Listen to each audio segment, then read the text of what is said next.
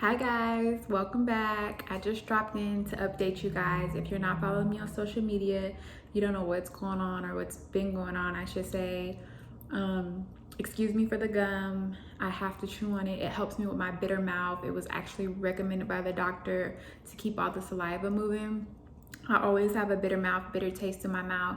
It actually helps a lot. It makes the bitterness go away. So Red and I did do our gender reveal on the 3rd of July, so the day before 4th of July.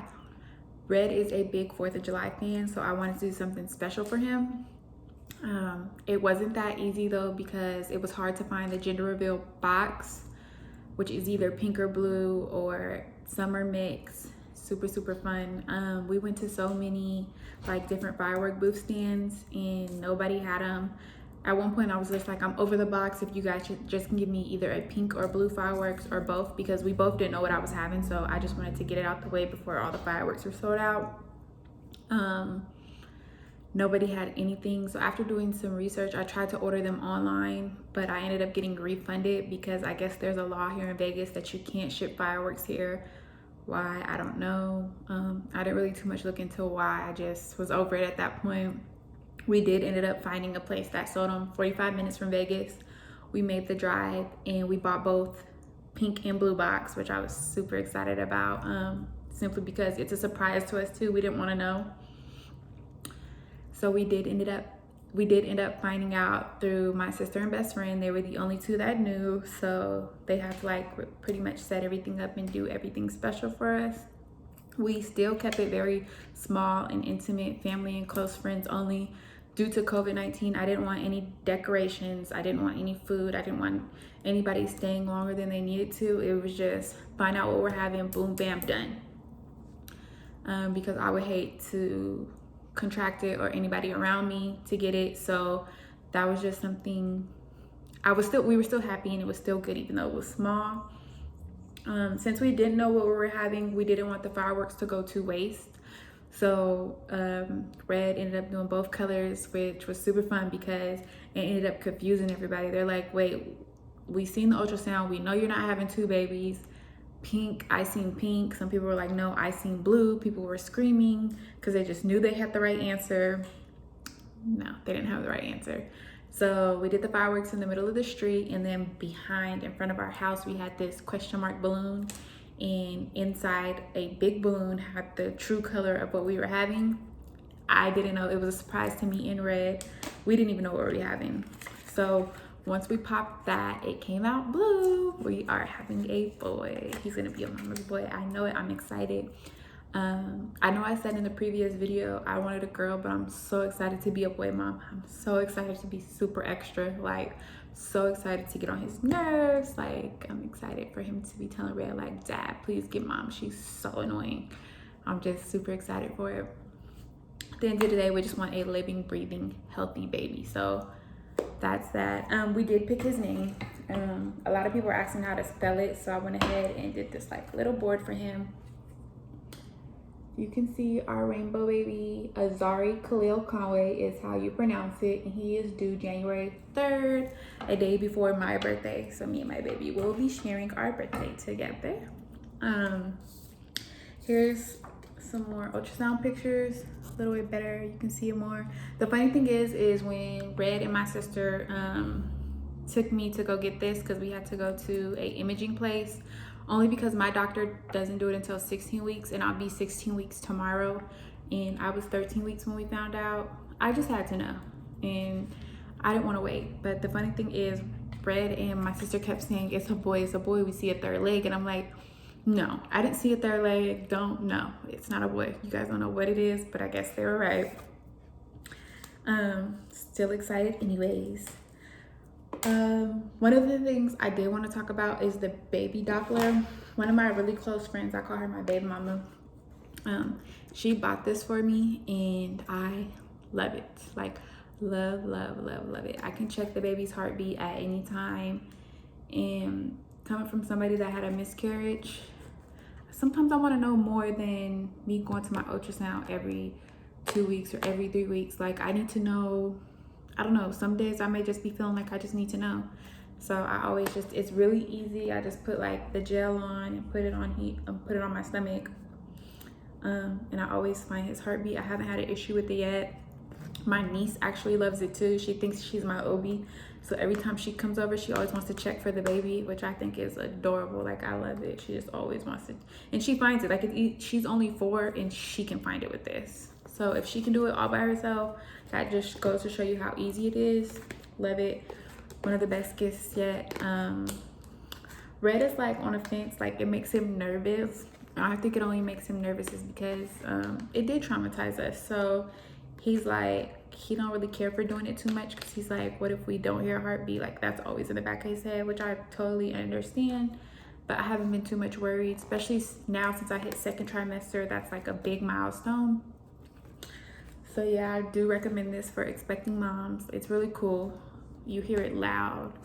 Yeah, that's that. And then, so the next question that I got is, what have I been craving so far? It's really weird because I hate tomatoes. I don't like them on my sandwiches. I don't like them in my salads. Can't just eat tomatoes. Tomatoes are gross to me. But I have been craving tomato juice with tahini rim. I drink it like every day, like a glass. So good. It just, I don't know, it quenches my thirst. It does everything for me. It's like even like a full meal for me. I can even put a celery stick in it and it's just amazing. Red thinks it's so gross and weird. I also crave, like, Red asked me on these. I've been craving pickles, but he bought me actually these pickle pops. They're kind of like Otter Pops, but just pickle juice frozen, and it's amazing. I just suck on those. Those also help with my bitter taste. Really, really good. I try to limit to 2 a day because I just don't want to be sucking on them all day long. Those are really good. Talked about those too. My last doctor visit, we did a genetic testing, which they draw blood to see if the baby's gonna have Down syndrome or anything like that, but that doesn't really bother me or Red because at the end of the day, we're gonna love our baby no matter what. No matter what. Birthing options was a question for me. I really, before I even got pregnant, I always said that I would love to do a home birth at home with my friends and family. I'm so big on my friends and family. In a pool or in the bathtub. Like, that's something I just wanted to do. Red on the other side is just, it's not so much that he's against it. He just doesn't want me to do it. He just wants me to be at a hospital where they're better equipped to handle if anything was to go wrong. And I mean, understand, because like I said before, we have been traumatized with a miscarriage. So he just wants me to just do everything at the hospital with the doctors. And since a relationship is communication and meeting each other halfway, if he wants me to go to the hospital, I'm fine with going to the hospital. Like, nothing's wrong with me going to a hospital. So I'm pretty sure that's what I'm gonna do, but I am not doing any epidural. Like, that's out, which he told me I can do what I want, my body, my pain. So that's what I wanna do. And it's actually funny because I was talking to one of my friend's moms and she was like, girl, I do not know why you wanna do it with no epidural. You do not get no prize, no cookie, no nothing for going through all that pain. You better get your epidural, girl. And it was something that made me laugh. So I'm deciding because I just don't want to. I feel like I can do it natural without it. And I also hear so many of my friends have back problems from it. If I can do it without, why not? So I'm gonna try to do it without. Well, I'm not gonna try, I am gonna do it without. Because you have to speak that positivity in to know that you're gonna do it. Somebody asked me, what am I worried about anything? Since I hit 2nd trimester, I'm pretty much doing okay. The only thing I have been worried about is, so before I got pregnant, this was probably a year ago, I had a umbilical hernia. So basically in my belly button, I have like this, or I should say I have like this hole that was about that big, and it was pulling my intestines through, which they said could have came from, well, I was born with it, of course. It didn't close all the way. When they cut the umbilical cord off, it didn't close all the way. And then what made it worse was when I hold my cocktail tray from cocktailing, I kind of like lean into my stomach a little bit because it is heavy. When I'm busy, I have 12 drinks on my tray, 6-pack in my hand. I'm out there killing it. So I lean into my stomach, and that causes my intestines to push out through that hole, which was causing me pain. So I decided to get it fixed. Well, the doctor I was going to at the time, I asked him if I was ever to become pregnant because I was dealing with infertility. Would that like mess with the baby in any type of way? Would that mess with me in any type of way? He told me no. Come to find out, pregnant now, me and my doctor are going over everything, and she gives me this look like, did we forget anything? Is there anything that I need to know? And I was like, oh, well, why you mentioned it, my hernia, I know it's in the charts, but we haven't talked about that. And she just gave me this look like, oh. So with me having a umbilical hernia and me getting it fixed with mesh, they just basically put mesh in my belly button to block the hole basically. As my stomach stretches, the mesh is gonna stretch.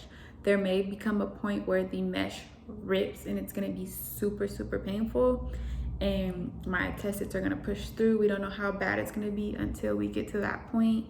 She did recommend when that does happen that I don't get it fixed until I'm done having kids. If I don't want to have any more kids, then yeah, let's go ahead and fix it. But if I plan on having more kids, don't fix it, because that's just gonna happen every single time. So that's just like a little frustrating to know, because I think if I would have knew that, I would have like waited till I was dead set for sure, like kids weren't in the picture, or I'm just not gonna try, or whatever the case may be. Because that was one of my worst surgeries ever. Like my hernia surgery, I don't recommend that pain on nobody. It took me like 3 weeks to heal from that, and then another 2 weeks until I could go back to work. But am I worried about anything else? No, kind of leaving it in God's hands and staying positive. Yes, I do know there's other things that can go wrong, but kind of haven't been thinking about it. It's in the back of my mind, not worried about it. Just staying positive. We did start our nursery. Well, kind of. I'm gonna do a whole separate video on that, because Red just painted the 4 walls. He didn't paint the decorations or anything yet. So when we start that, I'll do a video on that for you guys. I'll also talk about the baby shower on that video, because it's kind of the same thing, same theme, same thing. So I'll talk about that. And the last question was, do I still get my waxes? Because everyone know I love my waxes. I love my Brazilian. I love my underarm. I just love getting waxed. It's just so much easier than shaving. So for me, and with anything I say, I'm not giving you guys advice. You should talk to your healthcare provider about anything. I still get my waxes. My doctor told me I could still get my waxes all the way up to my due date. So that's what I'm gonna do. She did recommend that they're gonna get more painful because of my hormones, but they're not gonna affect the baby in any type of way, which is fine with me. So since I've been pregnant, I have gotten one, and the pain was the same, to be honest. Like, I didn't have any issues. I wasn't worried, wasn't nervous. It was the exact same pain that it's always gonna be. Maybe when I'm further along, it might hurt, but other than that, I'm fine. As for feeding, I want to breastfeed. That's my goal. I'm going to breastfeed, just so my baby gets all those natural nutrients. And I believe that was the last questions. If you guys have any more questions, just go ahead and email me and I'll make a video. I'm gonna try to do more videos. It's just super hard because this baby has me on opposite schedules. I'm usually asleep all day, and the only time I get up is when Red wakes me up to eat, to remind for me to eat. Yeah, and then I'm up most of the night. And then as soon as I hit second trimester, I know you guys want to know that am I still sick? Not really. The only thing I really get is pregnancy headaches, and they are the worst. Like, sometimes I want to cry, but I hold back tears because I feel like it's going to make it worse. And my doctor said that I just need to drink more water and more caffeine, so either coffee or a soda. And I'm not really a coffee person either. I'm a soda person, so I just usually try to drink soda when I can, if I feel like it. And then cramps from my uterus growing, that's about it. But I'm so much better. I actually feel like I can glow now. I'm not sick. I'm good. I'm ready. In the second trimester, just living my best life. But all right, guys, so I will catch you guys later. Try to update